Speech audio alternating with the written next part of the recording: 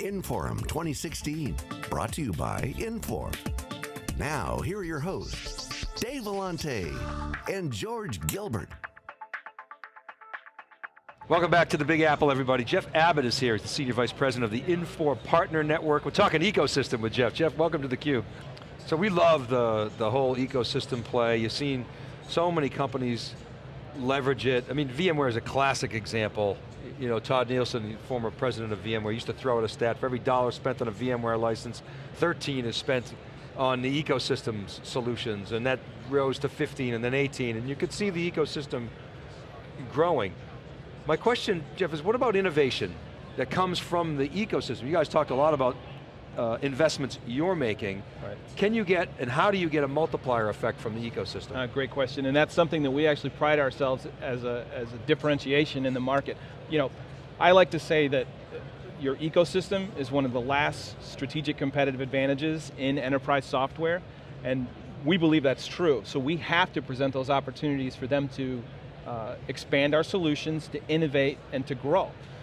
So things like our development platform, Mongoose. On this platform, we invite our channel partners to go into micro verticals. I'm not talking about just auto, but automotive aftermarket parts, very specific micro vertical industries where they can then add their own intellectual property, their own content to our reporting, pre-populate business intelligence reports and so on, and then perhaps even develop their own extensions on our solutions and build out next generation software right there for the customer. Out of the box. Correct. And we're actually going to put a marketplace in place where they can post their extensions so any customer in the world that happens to be in that micro vertical can leverage it. So that's our strategy, is to grant kind of a landscape to both alliance partners and channel partners to innovate freely. Are those partners who are building essentially, I mean, if you're thinking about it in consumer phone terms, it's almost like a new skin. Right. Are they also the ones who do the sort of implementation, configuration work, or when it's a cloud product, the activities change? They do.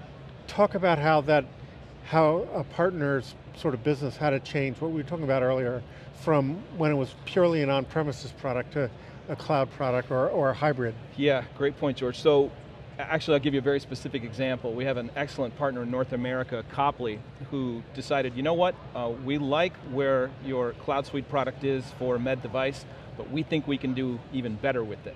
So Copley has built some extensions specifically for medical device, that sub-industry, that extends the reporting and extends the functionality, creates real specific value in that industry, value that speaks directly to those customers.